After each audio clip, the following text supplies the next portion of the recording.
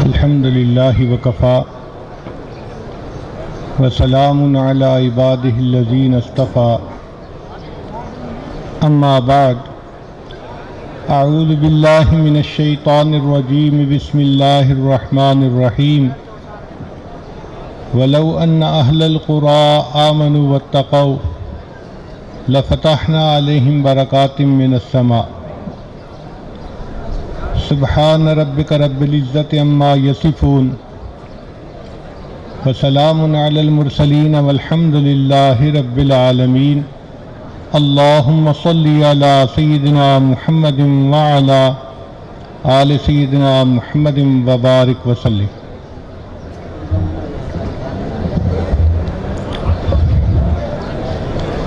جامعہ خیر المدارس ملک کا ایک بہت نمایاں ادارہ ہے اور اس ادارے کی آج ختم بخاری شریف کی تقریب ہے. جو طلباء کئی سال جامعہ میں پڑھتے رہے آج وہ آخری حدیث مبارکہ کے درس سنیں گے اور ان کا گویا تعلیمی سلسلہ تکمیل کو پہنچے گا. یہ عاجز بھی انہی طلباء سے چند باتیں کرے گا.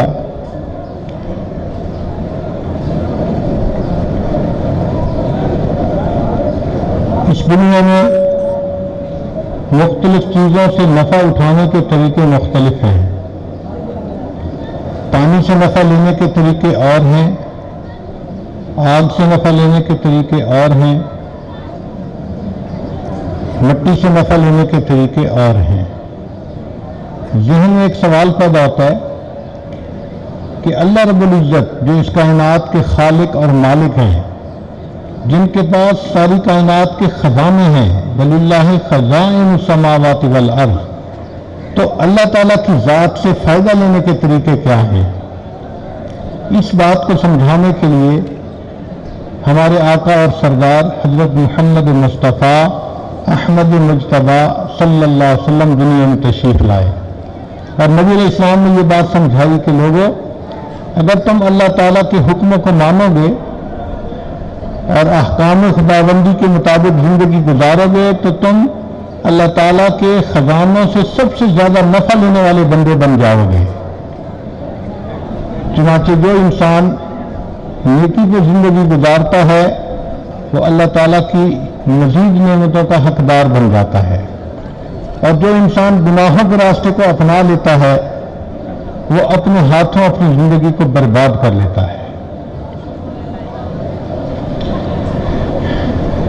ہم اپنے گھروں میں بھی دیکھتے ہیں جو بچہ ماں باپ کی بات کو مانے، اچھی تعلیم حاصل کرے، ماں باپ کا ادب احترام دل میں رکھے، تو ماں باپ کے دل اتنے خوش ہوتے ہیں کہ اگر کسی وقت وہ کوئی چیز لینے کی بات کرے تو آدھی بات سنتے ہی ماں باپ تیار ہوتے ہیں کہ ہم آپ کو فلاں چیز لے کے دے دیتے ہیں.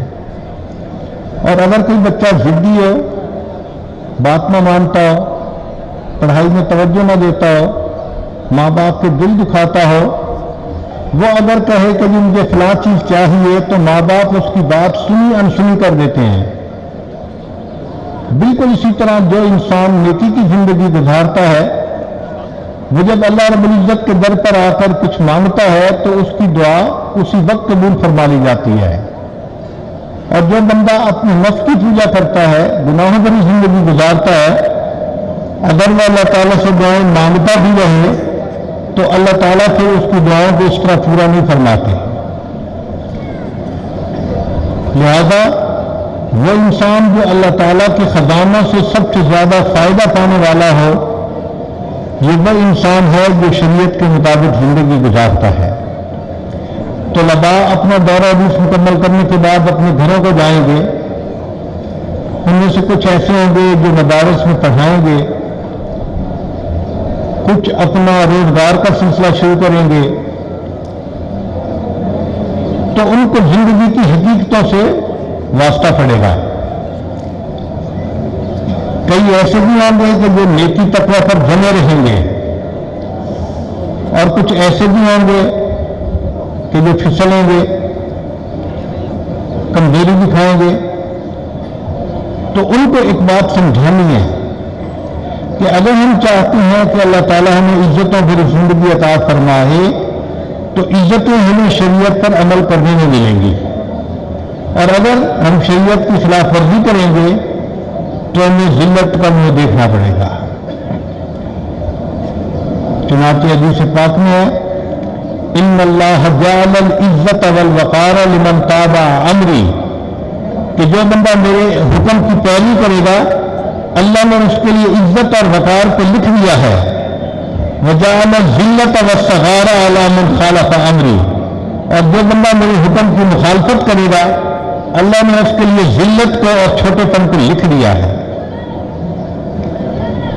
تو نبی علیہ الصلوۃ والسلام کی پیروی کرنے سے انسان کو عزتیں ملتی ہیں، اور گناہوں کے راستے کو اختیار کرنے سے انسان کو ذلت ملتی ہے۔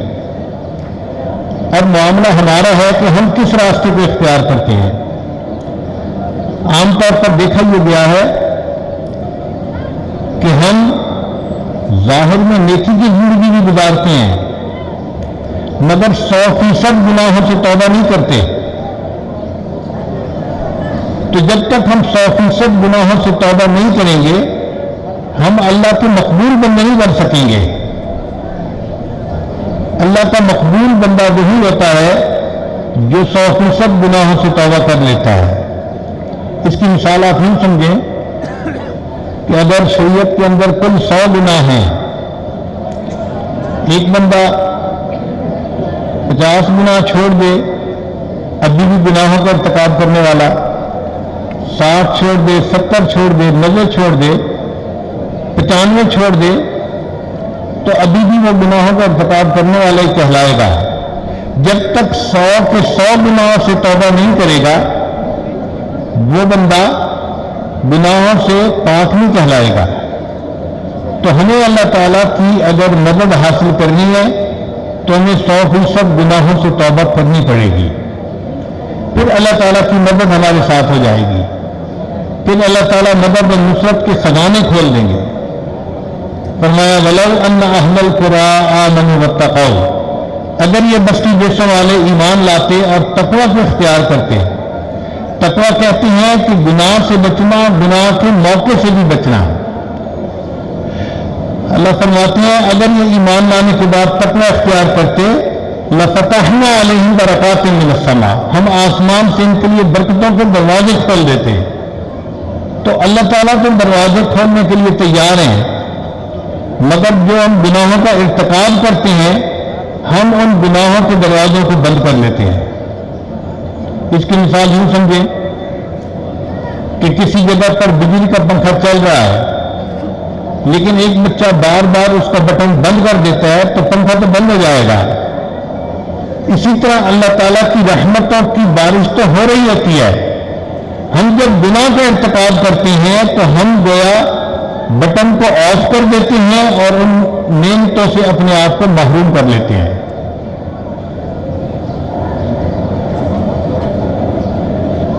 ہمارے مشائخ نے لکھا ہے جو شخص علم اور ارادے سے گناہ کرنا چھوڑ دیتا ہے اللہ تعالیٰ اس کی دعاؤں کو رد کرنا چھوڑ دیتا ہے۔ تو جو بندہ گناہوں کا ارتکاب نہ کرے اس کی دعائیں رد نہیں ہوتی، وہ اللہ تعالیٰ کے ہاں مستجاب الدعوات بندہ بن جاتا ہے۔ تو اپنے آپ کو ہم گناہوں سے بچائیں، سر سے لے کے پاؤں تک جسم کے کسی علم سے بھی گناہ کا ارتکاب نہ کریں، آنکھ، زبان، کان، دل، دماغ، ہاتھ، پاؤں، شرمگاہ، کسی علم سے بھی گناہ کا ارتکاب نہ کریں۔ جب گناہوں سے زندگی پاک ہو جائے گی تو اللہ تعالیٰ کی مدد اور نصرت آپ کے ساتھ ہو جائے گی، پھر اللہ تعالیٰ آپ پر عزتوں کے دروازے کھول دیں گے۔ ایک شخص نبی اسلام کی خدمت میں حاضر ہوا، اے اللہ کے حبیب صلی اللہ علیہ وسلم میں سب سے زیادہ عبادت گزار بننا چاہتا ہوں۔ نبی اسلام نے فرمایا اتق المحارم تکن اعبد الناس، کہ تم اپنے آپ کو گناہوں سے بچاؤ اللہ کے ہاں سب سے زیادہ عبادت گزار تم بن جاؤ گے۔ تو ہمیں اس پر محنت کرنی چاہیے۔ عزیز طلباء، یہ بات ذہن میں رکھیں کہ اگر آپ نیکی کرنے پر ایک چھٹانک محنت کریں تو گناہوں سے بچنے کے لیے ایک نم محنت کرنے کی ضرورت ہے۔ زیادہ محنت اس پر کریں کہ گناہ سرزد نہ ہو، اور اگر گناہ سرزد نہ ہوئے تو پھر اللہ کے ہاں آپ کی قبولیت ہو جائے گی، پھر اللہ تعالیٰ عزتیں بھی دیں گے اور دنیا کے اندر اللہ تعالیٰ آپ کو قبولیت بھی عطا فرمائیں گے۔ اللہ کے ہاں قبولیت حاصل کرنے کا ایک ہی طریقہ ہے جو نبی علیہ السلام نے بتلا دیا کہ انسان نافرمانی سے توبہ کر لے۔ اگر ہم یہ ذہن میں رکھیں کہ ہم نافرمانی بھی کرتے رہیں اور اللہ تعالیٰ اپنی نعمتیں بھی ہمیں دیتے رہیں تو این خیال است و محال است جنون، یہ بے وقوفوں والی بات ہے۔ دنیا میں انسان کو کتنی پریشانی آتی ہے، یہ اکثر و بیشتر گناہوں کا نتیجہ آتا ہے۔ اللہ تعالیٰ فرماتے ہیں ما اصابکم من مصیبت فبما کسبت ایدیکم، کہ تمہیں جو پریشانیاں ملتی ہیں وہ تمہارے ہاتھوں کی کمائی ہوتی ہے۔ اگر ہم گناہوں سے سچی توبہ کر لیں تو اللہ تعالیٰ ہمارے لیے خیر کے دروازے چاروں طرف سے کھول دیں گے۔ اب یہ معاملہ ہمارے اختیار میں ہے کہ ہم نے اپنے آپ کو گناہوں سے کیسے بچانا ہے۔ 5 انگلیاں برابر نہیں ہوتی۔ اگر ہم گناہوں کا ارتکاب کر لیتے ہیں تو اسی دنیا میں ایسے لوگ بھی ہیں آج بھی جو گناہوں سے بچ کے زندگی گزارتے ہیں، اور شاید انہیں کچھ سی نفوس کی وجہ سے یہ دنیا ابھی تک قائم ہے۔ امام ربانی حضرت مجدد ثانی رحمۃ اللہ علیہ نے اپنے مکتوبات میں لکھا ہے کہ اس امت میں ایسی ہستیاں بھی گزری ہیں، اس امت میں ایسی ہستیاں بھی گزری ہیں کہ 20 سال تک گناہ لکھنے والے فرشتے کو ان کا گناہ لکھنے کا موقع نہیں ملا۔ ایسی ہستیاں بھی گزری ہیں کہ 20 سال تک گناہ لکھنے والے فرشتے کو ان کے گناہ لکھنے کا موقع نہیں ملا۔ اور اس کے بعد انہوں نے اس کے دلیل کے طور پہ حضرت عبداللہ ابن مبارک رحمۃ اللہ علیہ کا ایک واقعہ لکھا ہے، المرأۃ المتکلمۃ بالقرآن، ایک عورت جو قرآن مجید کے الفاظ سے گفتگو کرتی تھی۔ وہ فرماتی ہے کہ میں حج عمرہ کر کے آیا، ایک جگہ تھک کے میں درخت کے سائے کے نیچے لیٹ گیا۔ جب میری آنکھ کھلی تو میں نے دیکھا کہ کوئی اور سوار سواری کے اوپر قریب ہے۔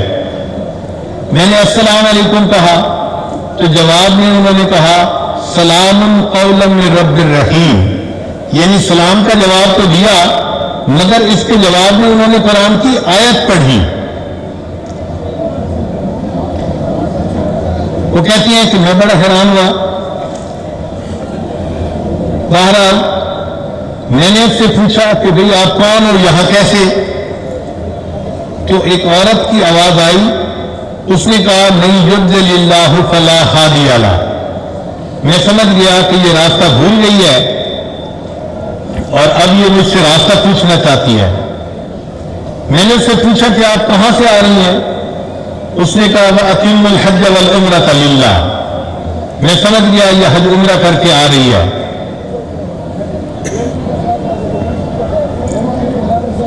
میں نے اس سے پوچھا کہ اچھا یہ بتاؤ کہ آپ نے جانا کہاں ہے؟ اس نے کہا ادخل مصر انشاءاللہ آمنین۔ تو میں سمجھ گیا کہ یہ شہر جانا چاہتی ہے۔ چنانچہ میں نے اس کو کہا کہ مجھے بھی شہر جانا ہے، میں آپ کو لے کے چلتا ہوں۔ میں اس عورت کو لے کے شہر کی طرف روانہ ہوا۔ تھوڑا فاصلہ تھا، راستے میں میں نے کچھ عربی اشعار پڑھنے شروع کر دیے۔ جب میں نے اشعار پڑھے تو اس عورت نے کہا فَقْرَؤُوا مَا تَيَسَّرَ مِنَ الْقُرْآنِ، کہ اگر تمہیں کچھ پڑھنا ہی ہے تو اللہ کے بندے اللہ کا قرآن پڑھو۔ کہتی ہیں مجھے شرم بھی بہت آئی اور میں نے قرآن پاک پڑھنا شروع کر دیا۔ جب شہر قریب آیا تو میں نے اس سے پوچھا کہ شہر میں آپ کا کوئی ہے عزیز اقارب میں سے؟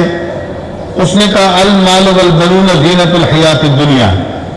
تو میں سمجھ گیا کہ اس کے بیٹے ہیں یہاں پر. میں نے پوچھا اچھا بتائیں آپ کے بیٹوں کے نام کیا ہیں؟ اس نے کہا ابراہیم و اسماعیل و اسحاق. تو میں سمجھ گیا کہ 3 بیٹے ہیں اور ان کا نام ابراہیم، اسماعیل اور اسحاق ہے. جب میں شہر میں پہنچا جہاں قافلہ رکا ہوا تھا تو میں نے تینوں بچوں کے نام لے کر پکارا تو 3 بچے بہت زیادہ ان کے چہروں پہ نیکی کا نور. وہ آئے، وہ اپنی والدہ کو تلاش کر رہے تھے. چنانچہ جب والدہ سے ملے تو بہت خوش ہوئے. تو ان کی والدہ نے ان کو کہا وَيَطْعِمُونَ الطَّعَامَ. چنانچہ ان بچوں کے پاس جو کچھ کھانا تھا انہوں نے فوراً پیش کر دیا. وہ کہتے ہیں کہ میں نے بھی کھانا کھایا اور کھانا کھانے کے بعد میں نے ان کا شکریہ ادا کیا. تو جب میں نے شکریہ ادا کیا تو عورت نے آیت پڑھی انما نطعمکم لوجہ اللہ لا نرید منکم جزاء ولا شکورا. وہ کہتے ہیں کہ بس اب تو میری بس ہو گئی. میں نے اس کے بچوں سے پوچھا کہ یہ کیا مسئلہ ہے؟ تمہاری والدہ جب سے مجھے ملی ہے میری ہر بات کے جواب میں یہ قرآن کی آیت پڑھتی ہے. انہوں نے کہا کہ ہماری والدہ قرآن پاک کی حافظہ ہے، حدیث کی عالمہ ہے اور اس کے دل میں قیامت کے دن اللہ کے سامنے پیشی کا اتنا خوف بیٹھا ہوا ہے کہ پچھلے 20 سال سے قرآن مجید کے سوا کوئی دوسرا لفظ اس کی زبان سے نہیں نکلا. آپ ذرا غور کیجئے، اگر اس امت میں ایسے بھی لوگ قیامت کے دن کھڑے ہوں گے کہ جن کی زبان سے 20 سال تک قرآن پاک کے سوا کوئی دوسرا لفظ نہیں نکلا ہوگا اور وہاں ہم جیسے بھی کھڑے ہوں گے، کسی کی غیبت کی، کسی کو الٹے سیدھے الفاظ کہے، کسی کو کمینہ کہا، کسی کو ذلیل کہا، تو سوچیں ہمارا قیامت کے دن کیا ہوگا. اچھا یہ بات ذہن میں رکھیے کہ جن لوگوں کے 20 سال تک گناہ لکھنے کا موقع نہ ملا، یہ نہیں کہ وہ کوئی فرشتے تھے، نہیں، وہ انسان ہی تھے مگر فرشتہ صفت بن گئے تھے. انہوں نے اپنے نفوس پہ محنت کی اور نفس مطمئنہ پا لیا جس کی وجہ سے وہ گناہوں کا ارتکاب نہیں کرتے تھے. اور اگر بالفرض و تقدیر گناہ ہو جاتا تھا تو جب تک وہ توبہ نہیں کر لیتے تھے ان کو چین نہیں آتا تھا، جس کی وجہ سے ان کا گناہ نامہ اعمال میں لکھا ہی نہیں جاتا تھا. تو ہمیں اس پہ محنت کرنی چاہیے کہ ہماری زندگی میں اللہ تعالیٰ کی معصیت نہیں ہونی چاہیے، نافرمانی نہیں ہونی چاہیے.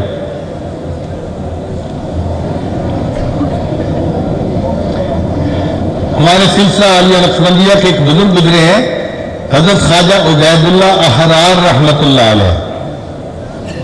یہ سمرقند کے رہنے والے تھے اور وقت کے بادشاہ بھی ان کے مریدین میں سے تھے.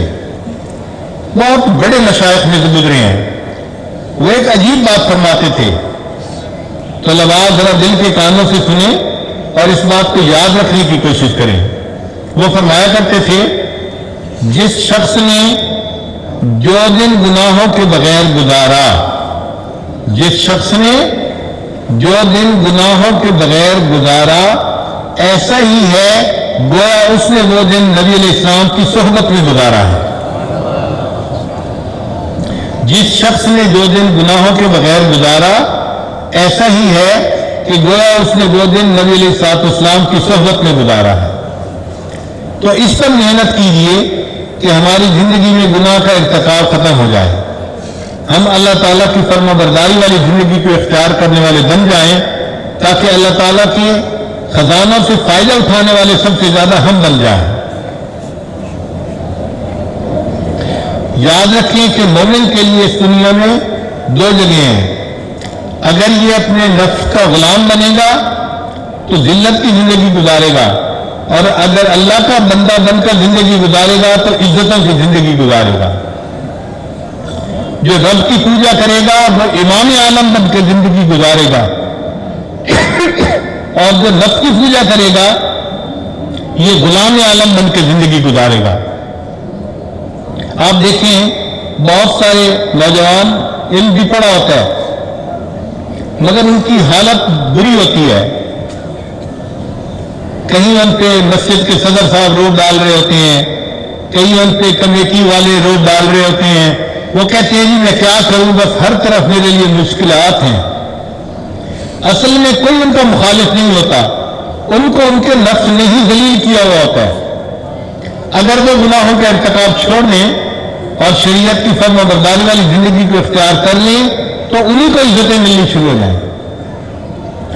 تو یہ بات ذہن میں رکھیے گا کہ جب ہماری زندگی گناہوں سے خالی ہو جائے گی, اللہ تعالیٰ کی رحمتیں ہمیں اپنے اندر ڈھانپ لیں گی, ہر طرف سے عزتیں ملیں گی, ہر طرف سے محبتیں ملیں گی, اور اللہ تعالیٰ ہمیں دنیا میں ہی سکون کی زندگی دیں گے. قرآن مجید کی آیت ہے وَلِمَنْ خَافَ مَقَامَ رَبِّهِ جَنَّتَانِ, کہ جو بندہ اپنے رب کے سامنے کھڑے ہونے سے ڈر گیا اس کو 2 جنتیں ملیں گی. مفسرین نے اس کے 2 طرح کے ترجمے کیے ہیں. بعض مفسرین نے فرمایا اس کو 2 جنتیں ملیں گی, یعنی ایک گھر ملے گا اور دوسری جنت اس کو جنت میں دوسرا گھر بھی ملے. اس کی مثال یوں سمجھیں, ایک آدمی کا ایک گھر لاہور میں ہوتا ہے, ایک گھر اسلام آباد میں ہوتا ہے, تو اس کے 2 گھر ہوئے. اسی طرح ان لوگوں کے جنت میں 2 گھر اللہ عطا فرمائیں گے. پھر انہوں نے تفصیل لکھی کہ ان کا ایک گھر سونے کی چیزوں سے بنا ہوا ہوگا اور دوسرا گھر چاندی کی چیزوں سے بنا ہوا ہوگا. یہ 2 گھر ہوں گے. تو بعض مفسرین نے جنتان کا یہ ترجمہ کیا, اور بعض مفسرین نے کہا کہ نہیں, یہ ترجمہ نہیں بلکہ ترجمہ یہ ہے وَلِمَنْ خَافَ مَقَامَ رَبِّهِ جَنَّتَانِ, اللہ ان کو 2 جنتیں دیں گے. کہیں ای جنت الدنیا و جنت الآخرہ, 2 جنتوں سے کیا مراد کہ اللہ ان کی دنیا کی زندگی کو جنت کا نمونہ بنا دیں گے, اور دوسری جنت ان کو جنت میں گھر ملے گا. ہم اپنے اکابرین کی زندگی کو دیکھیں تو ہم اس کی کئی مثالیں آنکھوں سے دیکھ سکتے ہیں کہ جنہوں نے اللہ کو راضی کیا ان کی عمر کا آخری حصہ ایسا تھا کہ ان کو دنیا میں جنت کے مزے آتے تھے. حضرت مولانا فضل الرحمان گنج مراد آبادی رحمۃ اللہ علیہ کبھی کبھی بیٹھے ہوئے فرماتے تھے جنت کا مزہ آ رہا ہے. اتنا سکون ہوتا ہے دل میں ان اللہ والوں کے کہ دنیا میں ان کو جنت کا مزہ آتا ہے, ایسی عزتیں ملتی ہیں, ایسا سکون ملتا ہے.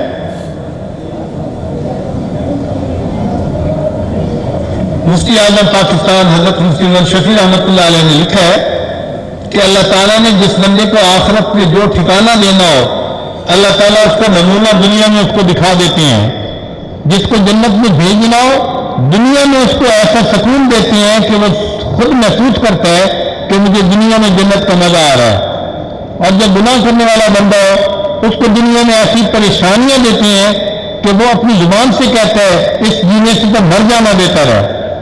پتہ چلتا ہے کہ اس بندے کا آخرت کے اندر ٹھکانہ جہنم میں ہوگا. تو ہم اگر چاہتے ہیں کہ ہماری زندگی اللہ کی رضا والی ہو تو اس کا ایک ہی طریقہ ہے گناہوں سے سچی توبہ کرنا. گناہوں کی لسٹ بنائیں اور ایک ایک کر کے ایک ایک گناہ سے توبہ کرتے کرتے ایک ایسا وقت آئے کہ ہمارا دل گواہی دے کہ اب میں کسی گناہ کا ارتکاب نہیں کرتا. یہ اللہ کی مدد ہی سے ممکن ہے. اس کے لیے 2 رکعت نفل پڑھ کے روزانہ اللہ سے مدد مانگے, اے اللہ مجھے ایسی زندگی عطا فرما جو گناہوں سے خالی ہو. اور اگر ایسی زندگی مل گئی تو آپ کو مقام تسخیر نصیب ہو جائے گا. مقام تسخیر کہتے ہیں کہ لوگوں کے دل مسخر ہو جائیں گے, لوگ آپ سے والہانہ محبت کریں گے, عزت کریں گے, اور اللہ تعالیٰ دنیا آپ کے قدموں میں لا کے ڈال دیں گے. یہ مقام تسخیر اللہ نے صحابہ رضی اللہ عنہم کو عطا فرمایا تھا. چنانچہ ان کا ہوا, آگ, پانی, مٹی ہر چیز پہ چلا کرتا تھا. سیدنا عمر رضی اللہ عنہ کی مثال سن لیجئے کہ ایک مرتبہ مدینہ طیبہ کے باہر سے آگ نکلی جو مدینہ طیبہ کی طرف بڑھ رہی تھی. حضرت عمر فاروق رضی اللہ عنہ کو پتہ چلا تو انہوں نے حضرت تمیم داری رضی اللہ عنہ کو حکم دیا کہ آپ جائیں اور آگ کو واپس لوٹائیں. حضرت تمیم داری رضی اللہ عنہ نے 2 رکعت نفل پڑھے اور ان کے پاس جو چادر تھی اس کو انہوں نے ایسے جیسے کوئی ہنٹر ہوتا ہے کہ آگ کے قریب آئے اور آگ کو مارتے تھے اور آگ پیچھے ہٹتی گئی حتیٰ کہ جس یعنی پہاڑ کے غار سے نکلی تھی اسی غار میں دوبارہ واپس چلی گئی. آگ نے ان کا حکم مانا, ہوا نے ان کا حکم مانا. چنانچہ ایک مرتبہ سیدنا عمر رضی اللہ عنہ خطبہ دے رہے تھے تو دوران خطبہ فرمایا یا ساریۃ الجبل. ایک صحابی تھے جو کافروں کے ساتھ جہاد میں مشغول تھے اور وہ ایک پہاڑ کے قریب تھے اور دشمن پہاڑ کے پیچھے سے ان پر حملہ کرنا چاہتا تھا. تو اللہ نے حضرت عمر رضی اللہ عنہ کو باطن کی نظر سے دکھلا دیا تھا منظر. تو انہوں نے خطبے میں کہا کہ ساریہ, یہ جو پہاڑ کی سائڈ ہے اس کا خیال رکھنا, اور ہوا نے ان کے پیغام کو سینکڑوں میل دور تک پہنچا دیا. آگ نے ان کا حکم مانا, ہوا نے ان کا حکم مانا, پانی نے ان کا حکم مانا. چنانچہ جب مصر فتح ہوا تو دریائے نیل کا پانی سال میں خشک ہو جاتا تھا. پھر جب شروع ہوتا تھا تو مقامی لوگ اس سے پہلے کسی نوجوان عورت کو پانی کے اندر ڈالتے تھے. اب جب پانی چلنے کا وقت آیا تو جو مسلمان سپہ سالار تھے انہوں نے امیر المومنین سیدنا عمر فاروق رضی اللہ عنہ سے پوچھا خط لکھ کر کہ حضرت مقامی لوگ تو یہ کیا کرتے تھے, مجھے کیا کرنا ہے؟ تو سیدنا عمر رضی اللہ عنہ نے ایک خط لکھا دریائے نیل کے نام, اے دریا اگر تو اپنی مرضی سے چلتا ہے تو بالکل نہ چل, اور اگر تو اللہ کی مرضی سے چلتا ہے تو امیر المومنین عمر بن الخطاب تجھے حکم دیتا ہے کہ تو چلنا شروع کر. اور پھر امیر لشکر تھے ان کو کہا کہ آپ یہ میرا رکا پانی کے اندر ڈال دیں. وہ رکا پانی کے اندر ڈالا گیا, دریائے نیل نے چلنا شروع کیا. آج تک دریائے نیل اس کے بعد دوبارہ پھر کبھی بند نہیں ہوا. تو پانی نے بات مانی, ہوا نے بات مانی, آگ نے بات مانی, زمین نے بات مانی. چنانچہ حدیث میں آتا ہے کہ سیدنا عمر رضی اللہ عنہ کے زمانے میں مدینہ طیبہ میں ایک دفعہ زلزلہ آیا تو سیدنا عمر رضی اللہ عنہ نے پاؤں زور سے زمین پر مار کر کہا اے زمین کیوں ہلتی ہے, کیوں میں نے تیرے اوپر عدل قائم نہیں کیا, اور زمین کا زلزلہ فوراً ختم ہو جاتا ہے. یہ مقام تسخیر کہلاتا ہے کہ اللہ کی مخلوق بندے کی اطاعت کرتی ہے. ہر کے عاشق شد جمال ذات را اوست سید جملہ موجودات را. ایسا بندہ جو اللہ کی ذات کا عاشق بن جاتا ہے وہ پھر تمام مخلوقات کا سردار بن جایا کرتا ہے. تو ہم اگر چاہتے ہیں کہ ہمیں اللہ تعالیٰ یہ نعمت عطا فرمائے تو ہمیں گناہوں سے پاک ہونے کی ضرورت ہے, معصیت سے بچ کے زندگی گزاریں. بڑا گناہ چھوٹا گناہ کوئی بھی گناہ جو ہے اس کا ارتکاب نہ کریں, اپنی ٹیمپٹیشنز کو روکنے کی عادت ڈالیں, حتیٰ کہ ہم اپنی نفس کو شریعت کی لگام پہنا دیں اور وہ ہر حال میں شریعت کے مطابق چلنے والا بن جائے. جب یہ مقام حاصل ہوگا تو پھر اللہ تعالیٰ دنیا میں عزتوں کے دروازے کھول دیں گے.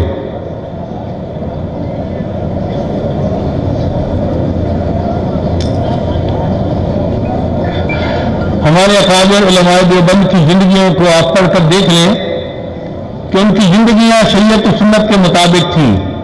اللہ نے ان سے دین کا کام کتنا لیا, کتنی قبولیت دی, اور علم کا فیض کتنا ان کے ذریعے سے اللہ نے دنیا میں پھیلایا. یہ ان کی قبولیت کی آج بھی گواہی مل رہی ہے.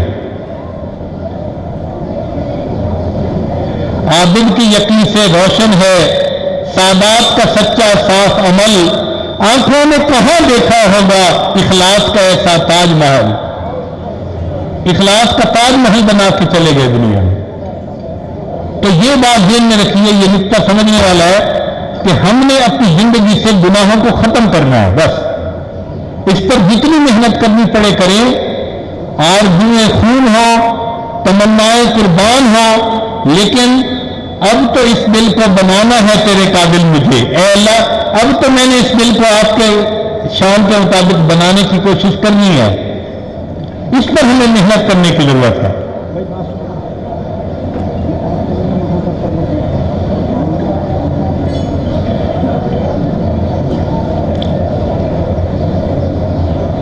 علامہ اقبال نے اچھے شعر لکھے, فرماتے ہیں تیری نگاہ سے دل سینوں میں کانپتے تھے، تیری نگاہ سے دل سینوں میں کانپتے تھے، کھویا گیا ہے تیرا جذبے کلندرانہ۔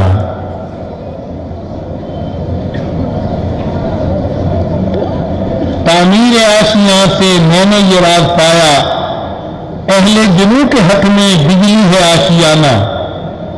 اور ایک بڑا قیمتی شعر لکھتی ہے، یہ بندگی خدائی وہ بندگی گدائی، یہ بندگی خدائی وہ بندگی گدائی، یا بندہ خدا بن یا بندہ زمانہ۔ تو جو بندہ زمانہ بنے گا اسے ذلت ملے گی، جو بندہ خدا بن کے زندگی گزارے گا اللہ اسے عزتوں سے نوازے گا۔ ہمارے اکابر کا یہی حال تھا کہ وہ اللہ کے بندے بن کر زندگی گزارتے تھے اور اللہ ہر میدان میں کامیابی سے ہمکنار فرماتے تھے۔ لگاتا تھا تو جب نارا تو خیبر توڑ دیتا تھا، حکم دیتا تھا تو دریا سے رستہ چھوڑ دیتا تھا۔ یہ مومن کا مقام بڑا اونچا ہے، اس پہ فرشتے حیران ہوتے ہیں کہ کیا ایک بندہ ایسا بھی مقام حاصل کر سکتا ہے، اور یہ مقام انسان کو گناہوں کے چھوڑنے سے ملتا ہے، پاکیزہ زندگی ہو جائے، نیکی کی والی زندگی ہو جائے۔ ایک اصول کی بات یاد رکھیے، بھاگ بھاگ کر نیکی کرنا یہ صالحین کا شعار ہے، بھاگ بھاگ کر نیکی کرنا صالحین کا شعار ہے، اور گناہوں سے بچ کر زندگی گزارنا یہ صدیقین کا شعار ہے۔ اللہ تعالی ہمیں بھی صدیقین والی زندگی عطا فرمائے۔ اللہ تعالیٰ قرآن میں فرماتے ہیں، خلق الموت والحیات لیبلوکم ایکم احسن عملا، ہم نے موت اور حیات کو پیدا کیا یہ جانچنے کے لیے کہ تم میں سے کون بہتر عمل کرتا ہے۔ احسن عملا کی تفسیر میں روح المعانی نے لکھا ہے کہ اللہ تعالیٰ یہ دیکھنا چاہتے ہیں کہ تم میں سے کون اسرع فی الخیر، نیکی کے کام میں دوڑ کے آگے بڑھنے والا کون ہے، اور من المعاصی، اور معاصی میں زیادہ بچنے والا تم میں سے کون ہے، اللہ یہ دیکھنا چاہتے ہیں۔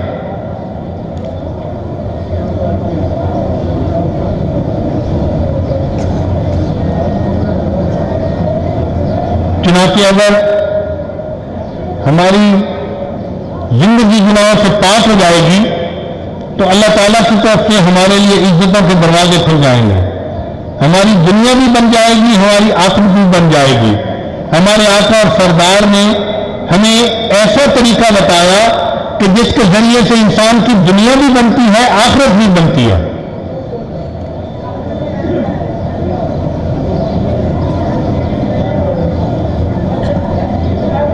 اس عاجز کو اپنی زندگی میں ایک ایسے بزرگ کی خدمت میں رہنے کا موقع ملا جو مستجاب الدعوات تھے۔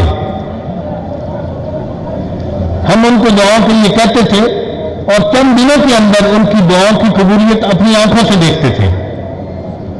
ایک مرتبہ میں یونیورسٹی کے 32 طلباء کو لے کر ان کی خدمت میں حاضر ہوا اور میں نے عرض کیا کہ حضرت یہ نوجوان بچے آئے ہیں اور یہ چاہتے ہیں کہ ان کو خواب میں نبی اسلام کی زیارت نصیب ہو جائے، آپ دعا فرما دیجیے۔ انہوں نے ہاتھ اٹھا کے بس ایک فکرہ بولا، اے اللہ ان تمام نوجوانوں کو اپنے حبیب کا دیدار عطا فرما دے۔ جب ہم واپس گئے تو 3 راتوں کے اندر ان 32 طلباء میں سے ہر ایک نے گواہی دی کہ اللہ نے مجھے اپنے محبوب کا دیدار عطا فرمایا۔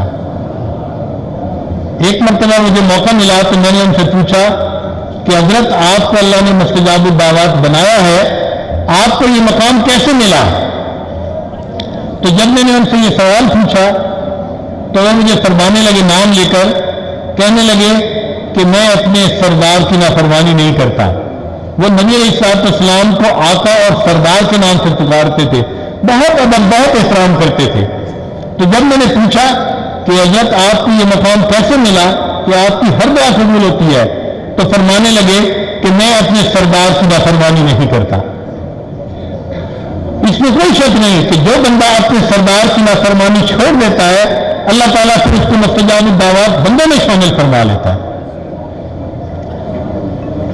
علامہ اقبال نے ایک عجیب شعر کہا، عقل ہے تیری سفر، عشق ہے شمشیر تیری، کہ مومن عقل تیری ڈھال ہے، عقل استعمال کر اور شیطان کی چالوں سے بچ، نفس کی مکاریوں سے بچ کے زندگی گزار۔ عقل ہے تیری سفر، عشق ہے شمشیر تیری، میرے درویش خلافت ہے جہانگیر تیری، ماں سے اللہ کے لیے آج ہے تقدیر تیری، ماں سے اللہ کے لیے آج ہے تقدیر تیری، تو مسلمان ہے تو تدبیر ہے تقدیر تیری۔ اگر تو صحیح معنی میں مسلمان ہے تو جو تو تدبیر بنائے گا اللہ اس کو تیری تقدیر بنا دیں گے۔ سوچیں مومن کو کیا مقام اللہ عطا فرماتے ہیں کہ جو وہ تدبیر بناتا ہے اللہ اس کی تدبیر کو اس کی تقدیر بنا دیا کرتے ہیں۔ تو مسلمان ہے تو تدبیر ہے تقدیر تیری۔